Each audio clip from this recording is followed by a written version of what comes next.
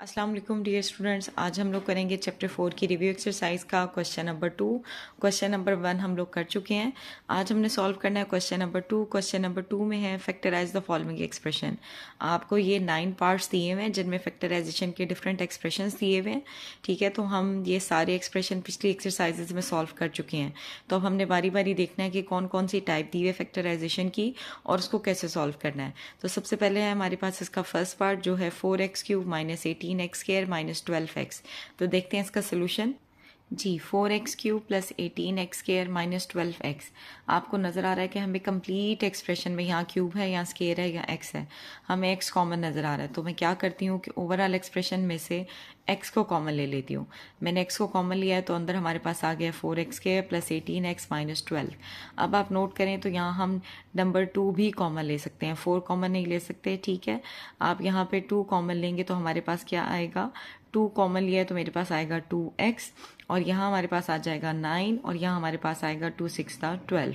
तो इससे ज़्यादा अब आप नोट करेंगे जो अंदर हमारे पास टर्म्स आई हैं ये परफेक्ट स्क्वायर नहीं है। ठीक है, तो हमें यहाँ से पता चलेगा कि आपने इस स्टेप पे अपने इस क्वेश्चन को स्टॉप कर देना है क्योंकि फर्दर इसकी फैक्टराइजेशन पॉसिबल नहीं है। ठीक है, अब अगर आप नोट करें तो अंदर वाला एक्सप्रेशन हमारे पास परफेक्ट स्क्वायर वाली टर्म नहीं है, तो मीन a प्लस बी या a माइनस बी का होल स्क्वायर फॉर्मूला अप्लाई नहीं होता।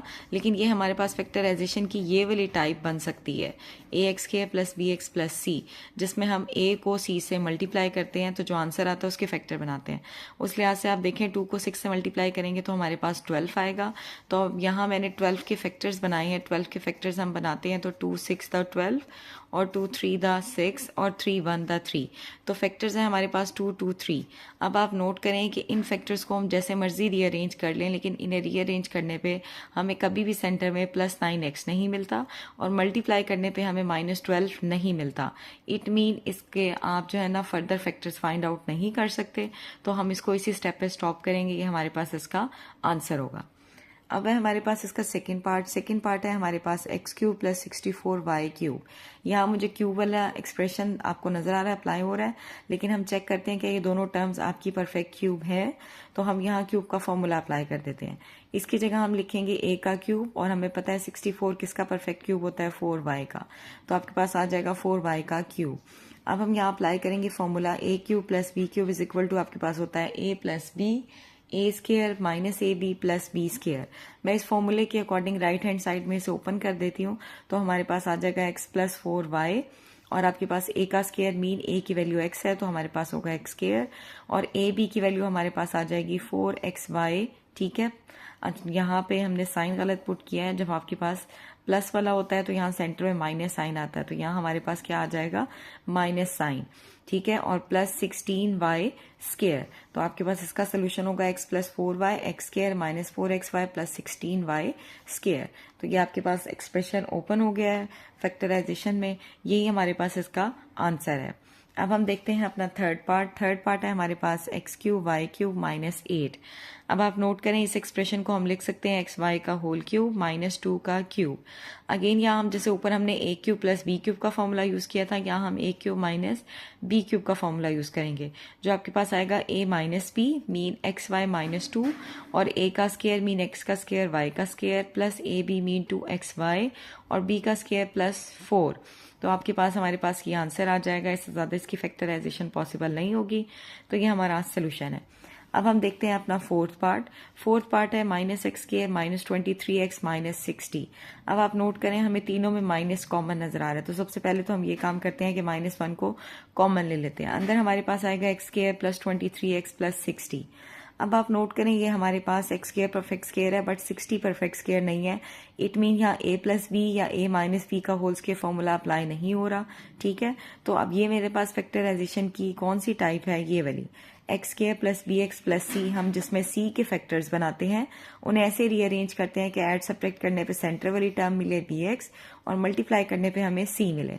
तो यहाँ हमारे पास 60 था, मैंने 60 के फैक्टर्स बना लिए, 2 3 द 6 0, 2 1 द 2 और 2 5 द 10 और फिर 3 5 द 15 और 5 1 द 5। तो फैक्टर्स मेरे पास बने हैं 2 2 3 5।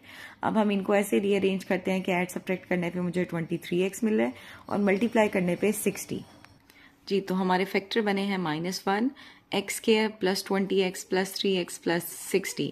देखें जब हम 20 में 3 को ऐड करेंगे तो हमें प्लस 23x मिलेगा, और जब 20 आपका प्लस 3 से मल्टीप्लाई होगा तो हमें प्लस 60 भी मिलता है। ठीक है, तो अब हमारे पास ये 4 टर्म्स आ गए। इन 4 टर्म्स में हम क्या करते हैं, 2 2 के फैक्टर्स बनाते हैं। तो अब आपके 2 2 के फैक्टर्स क्या बनेंगे, इन दोनों में से हम x को कॉमन लेते हैं तो अंदर आएगा x प्लस 20। यहाँ भी हम एज इट इज़ यही लिखेंगे x प्लस 20। फिर आप देखें ऊपर मुझे चाहिए 3x, तो मीन आपने बाहर क्या लिखना है, प्लस 3 बाहर कॉमन लूँगी तो हमारे पास 3x प्लस 60 आएगा। ठीक है, तो अब आपके पास क्या है, x प्लस 20 कॉमन है। किस में से कॉमन है, x प्लस 3 में से कॉमन है। तो अब आपके पास फैक्टर है -1, x प्लस 20 और x प्लस 3।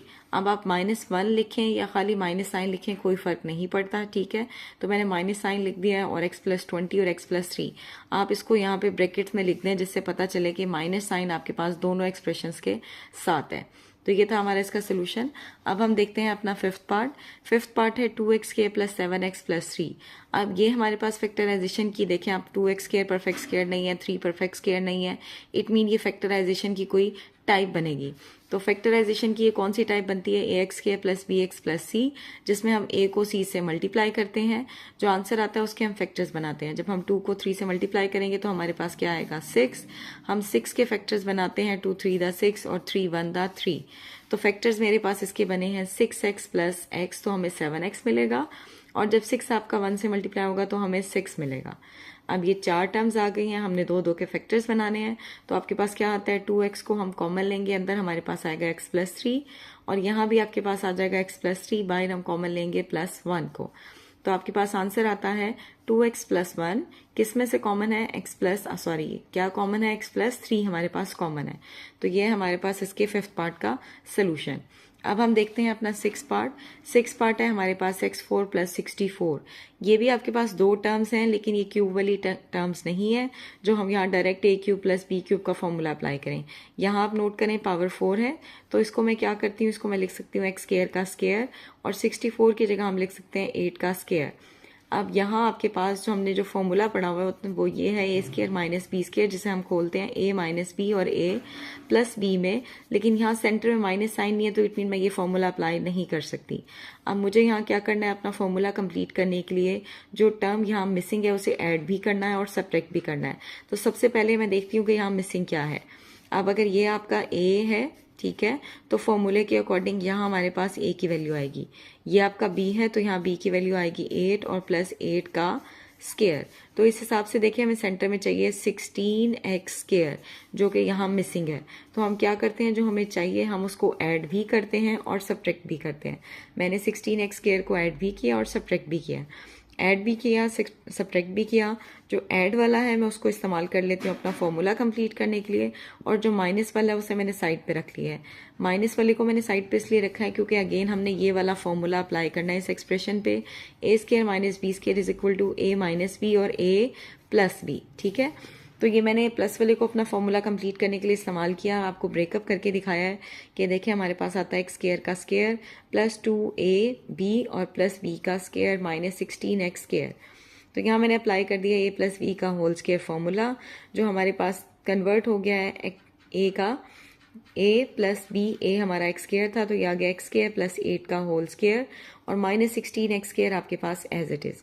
अब आप देखेंगे हमारे पास बन गया a का स्क्वायर और इसको हम बनाते हैं b स्क्वायर। कैसे, हम इसकी जगह लिख सकते हैं 4x का स्क्वायर। अब हम अप्लाई करेंगे a square minus b square का फॉर्मूला, जो कि आपके पास आएगा a माइनस बी और a प्लस बी। तो इसे हम खोलते हैं, ये हमारा a है और ये b है, तो ये आपके पास क्या आएगा a माइनस बी और a प्लस बी।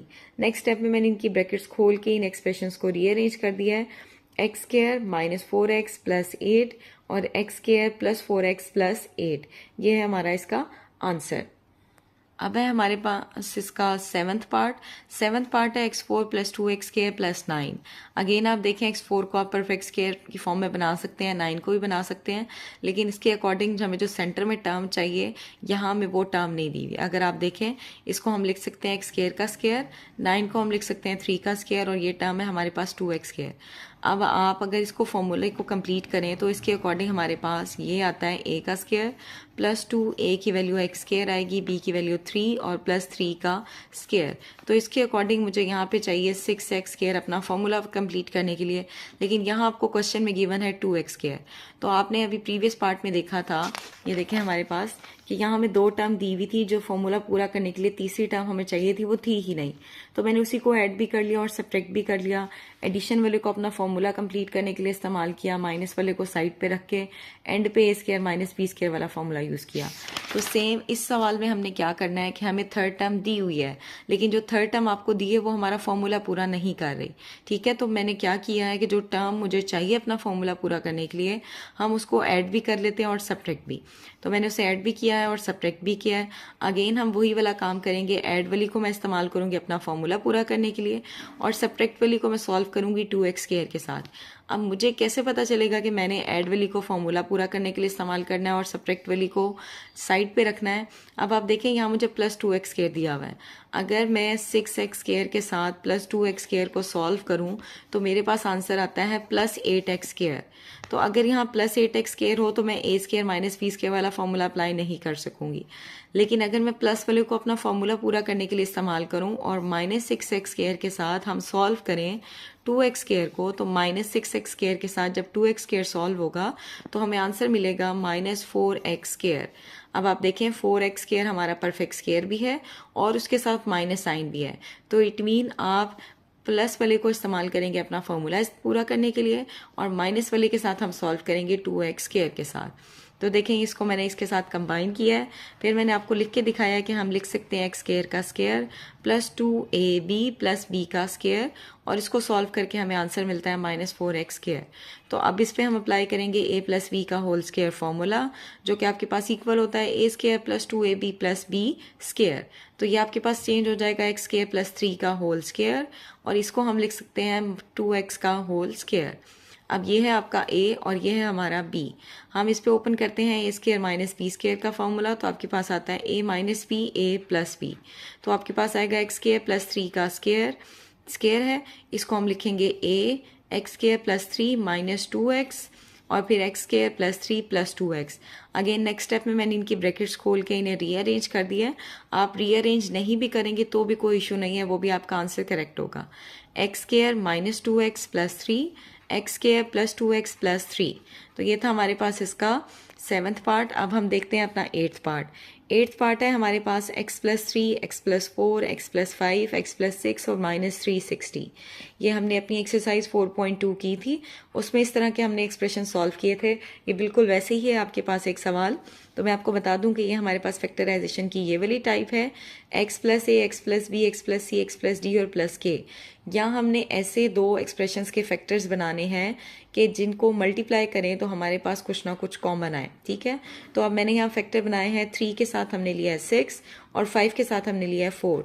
लेकिन 6 में हम 3 को ऐड करें तो आपके पास क्या आता है 9 और 5 में 4 को ऐड करें तो भी हमें आंसर मिलता है 9। तो इट मीन अगर मैं x प्लस 3 को x प्लस 6 से मल्टीप्लाई करूं और x प्लस 4 को x प्लस 5 से मल्टीप्लाई करूं तो हमें कुछ ना कुछ कॉमन मिलेगा।